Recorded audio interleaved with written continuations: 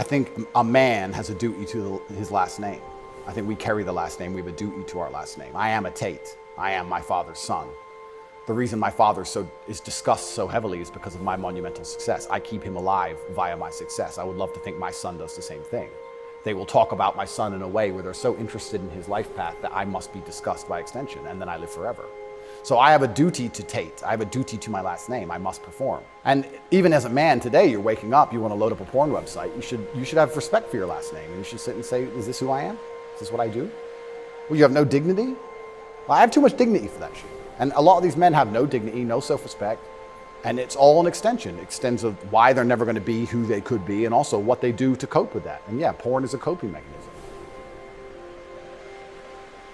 If you have a porn addiction or you have a problem with porn, you have a problem with yourself, because I guarantee if you were the kind of man you're supposed to be, you would have no time for that and you wouldn't need it.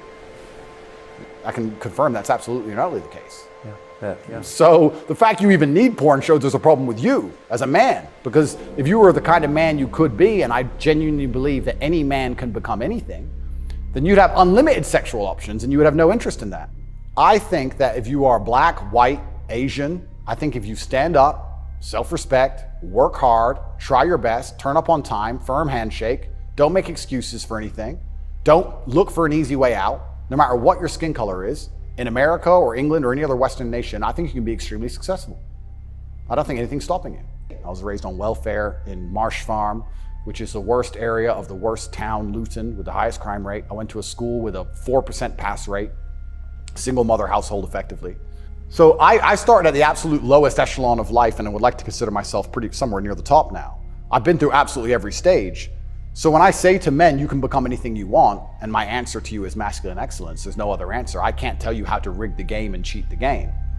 So that's why I preach masculine excellence, because for many of the world's problems today, porn, sexual access, being respected by your peers, making sure that your wife's gonna stay with you after the children are born for a very long time, that's right, being happy, anything, it all comes down to who you are as a man. The only answer is masculine excellence. There's nothing you can do besides hard work, accept the trauma and pain and suffering, and work harder than everyone else around you worked.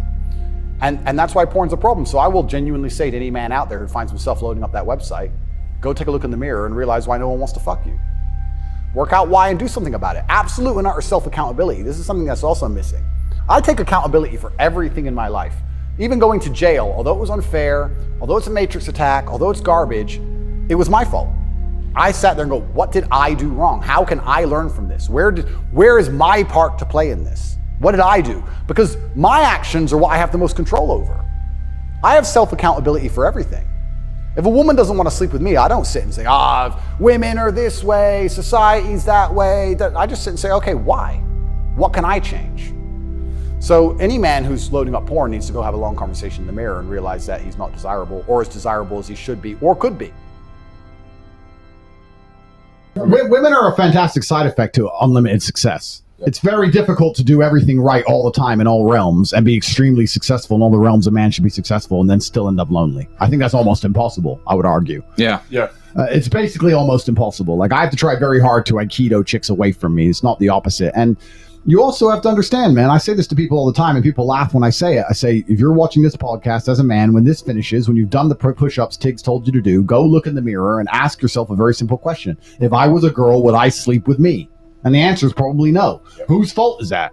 Yep. You, because she has all the choices in the world. She can choose anybody she wants. Why would she choose you? Are you really that funny and interesting and unique? Are your life stories really that cool? Tell me something you've done that no other man's ever done. Tell me something about you that's genuinely unique.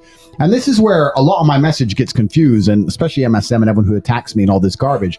I've been told like I talk quite pessimistically, but I try and explain to men, if you want to stand out, if you want to be different, if you want to be the kind of man who can talk about himself in a way and be discussed by females in a way that other men can't be discussed, you need to go through some bullshit. You're never going to become interesting and unique and the kind of man that can't be replicated through all the happy things in your life. You can't just go to the fucking circus and eat popcorn and come out and be a G. You're a G when you've suffered. That's the reality of it. Every single man you meet who people respect, both men and women, usually has a story that makes you think, ooh, I wouldn't want to be that guy. Ouch, that would have hurt. Yep. That was difficult. And so when you tell me something like, oh, I lost 115 grand in crypto, I actually think that's a very soft story. Fine. But what have you at least learned from that? Can you at least tell the story in a compendious and interesting way? Can you even sit down and tell somebody that story in a way which is engaging enough for them to listen to you? Do you at least have a joke out of it? Most men can't even tell a story in a funny way, bro. Something will happen to them. They can't even repeat it in a way they anyone wants to listen to. What was the point of losing your money if you can't even tell anybody around the fucking table with some drinks and be fun about it? So what's the lessons here? You're boring. You can't talk. You're a dork. Those are the first 3 lessons you need to fix. Next is, why is that all the money you got? You're broke. How did it happen? You're stupid. You have a whole bunch of lessons you need to internalize, and that event could be the best event that ever happened to you to change you as a man to become the kind of person who doesn't give a shit about $115,000. So God gives you these chances to suffer so you can level up your character. But I'll often tell you, most of you people at home which are complaining that your life is difficult, I'll actually argue that most of your lives are too easy. Even though that God gives you these chances to level up and God gives you these difficulties, most of you, 99% of you, need to adopt more difficulty yourselves. I mean, you need to wake up and find more struggle yourself if you truly want to be a fierce competitor. You got to find pain. And this is where, again, it goes back to leveling up your character and your network and who you are as a man. You had that money in the bank. Your bills were obviously paid. Did you at least use that time to become fearsome? Did you at least use that time to become the kind of man who can wear a normal ass t-shirt but still look like Hercules? Because if you didn't, then you wasted the money anyway. That's the kind of thing you should have been doing as bare minimum standard. That's bare minimum. And men speak without speaking. I can meet somebody without saying a word, and within the first 3 seconds, I know if he's a bitch or not. Everybody knows this is how men operate. We instantly can analyze somebody and see if they have value or not. It's something that's almost instinctual that you can't explain. So the easiest way, I have a lot of people ask me, hey, how do I come across as high value? Be high value. How about that? That's the easiest way to do it. Why are you trying to fake? Why are you trying to lie?